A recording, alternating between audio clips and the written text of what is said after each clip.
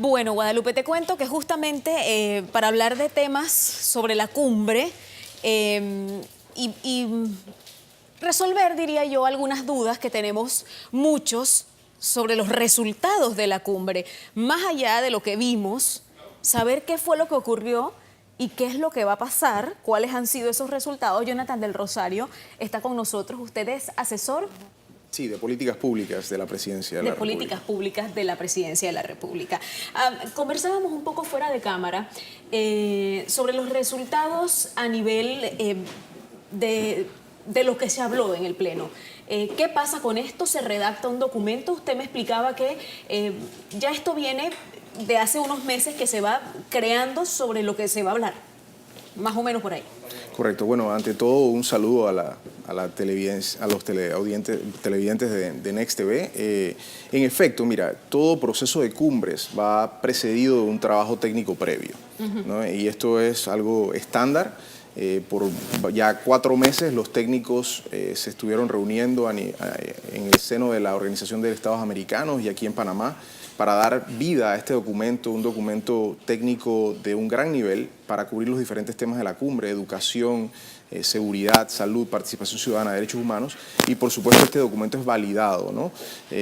Hubo acuerdo por más del 90% de los mandatos, 42 de 48, y por supuesto este documento queda como un gran aporte de la Cumbre de las Américas de Panamá para seguir la ejecución de estas tareas. O sea, que ya eran temas que estaban supuestos a hablar aquí y básicamente lo que vienen es a tomar decisiones o hacer conclusiones. ¿Podríamos llamarlo de esa manera? Correcto. Hay una parte multilateral que conlleva en efecto pues lo que es la aprobación de documentos y acuerdos de carácter regional o hemisférico, pero también hay en las cumbres pues la oportunidad de que muchos países puedan en efecto pues proceder a tratar otros temas de carácter bilateral, aliviar tensiones de otro tipo, presentar una serie de reuniones sobre temas comerciales, de inversiones. Es decir, hay muchas cosas pasando en la cumbre, no es solamente el diálogo a nivel de jefes de Estado en el plenario, también hay un retiro privado de mandatarios donde se pueden afinar otros temas y la oportunidad de que todos los países puedan en efecto compartir sus ideas de una manera respetuosa. Para esto se crearon estos foros. Como te comentaba antes de que existiera la OEA y las Naciones Unidas, los países se iban a la guerra. Hoy en día, afortunadamente, pues tenemos foros como estos que permiten que los países en un tono respetuoso pues puedan compartir y expresar libremente lo que opinan, ¿no? Y sus disensos también. Ahora, no fue sorpresa que, por ejemplo, un Nicolás Maduro, presidente de Venezuela, pues utilizara su tiempo para hablar de algunas cosas que quizás no estaban en agenda para la cumbre. ¿Qué resulta de ese tipo de exposiciones por parte de algunos presidentes? ¿Qué resulta de ahí? ¿Eso queda en algún documento? Bueno, existe, por supuesto, un registro de todos los discursos y de todas las opiniones de los mandatarios, ¿no? Y finalmente también algunos de estos temas fueron también posteriormente abordados en el retiro y en el de mandatarios. Entonces existe siempre la posibilidad de que los países generen acercamientos, como fue en efecto el acercamiento histórico entre el presidente Obama y el presidente Castro, ¿no? Y de igual manera se dieron otros acercamientos entre otros presidentes que sostuvieron bilaterales. Entonces, al final, por ejemplo, ¿qué otros presidentes se reunieron? El presidente Varela tuvo más de una docena de reuniones, incluyendo, además del presidente Obama, al primer ministro de Canadá, Harper, al presidente de Perú, República Dominicana, los diferentes países del SICA. Compartió también en un foro empresarial con el presidente Peña Nieto de México, la presidenta Rousseff. Entonces, ¿y lo que se da en esas reuniones privadas también conlleva un registro, un documento, o eso sí queda ahí entre presidentes? Bueno, yo invito también a la población siempre a visitar pues también nuestra página web. En Presidencia y en la Cancillería se registran los resultados y los acuerdos alcanzados en estas reuniones, que por supuesto además llevan un desarrollo pues y un seguimiento, ¿verdad? Porque hay temas de comercio, de inversiones.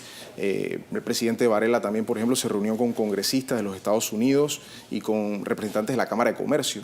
Muchas cosas pasando, todas obviamente en beneficio de Panamá, de poder proyectar a nuestro país como un espacio, como un hub, una capital aquí en el medio de las Américas, una sede de multinacionales, un hub de conectividad aérea y todas estas cosas que generan empleos. Otro tema, por ejemplo, y para terminar rapidito, se firmó un acuerdo importante entre Copa Airlines y Boeing para la compra de más de 60 aviones que van a generar más de 6.000 empleos en nuestro país. Es otra de las cosas producto de esta cumbre. Entonces, y hablando de comercio e inversiones, ¿cuánto terminó costándole esta cumbre a Panamá? Bueno, el presupuesto fueron cerca de 15 millones. 15 millones, pero finalmente bueno, 15? En los próximos días le corresponde en efecto pues al Ministerio de Relaciones Exteriores pues presentar su informe final como de todos los gastos y costos. En toda cumbre también a veces surgen imprevistos, surgen emergencias que uno tiene que cubrir, pero bueno, todo está... O sea que muy probablemente no hayan sido 15, sino un poquito más. Todo estaba presupuestado y entonces si existe algún tema adicional pues se comunicará a la ciudadanía. Ese informe será obviamente compartido, ¿no? Ahora, paralelamente, muchos dueños de comercios, sobre todo los que estaban en los predios de Atlapa, del Megápolis, de las áreas en donde se estaba registrando actividad con respecto a la cumbre y había mucha seguridad. Ha habido muchas quejas de parte de los comercios que perdieron mucho dinero durante estos 4 días. Nosotros entendemos el malestar y pedimos disculpas públicamente porque sabemos que realmente se pudieron haber generado algún tipo de incomodidad. Sin embargo, pues y al mismo tiempo agradecemos esa cuota de sacrificio para que el país mostrara su mejor cara y pudiéramos ser sede de este evento histórico. Definitivamente pues entendemos el malestar y hemos pedido disculpas públicamente. De igual manera lo ha hecho el presidente Varela en sus diferentes intervenciones. ¿No se ha pensado en una indemnización o algo por el estilo? No manejo esa información en este momento, pero si se contemplara algo así, pues se le comunicaría. Bien. Sí. Los resultados a nivel internacional, podemos decir, en la prensa hubo, o miembros de la prensa, debo decir, hubo algún tipo de disconformidad con la información que recibían. Algunos se refirieron, tuvimos justamente aquí un reportaje al respecto, el trato que se les brindó también. Hubo cierta disconformidad. ¿Qué fue lo que pasó ahí?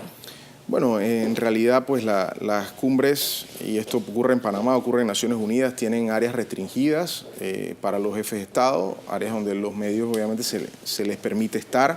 Tienen también obviamente un enlace, como es natural, con la Secretaría para que se les remitan todos los documentos que se van aprobando y no tengo conocimiento de que hayan habido mayores incidentes.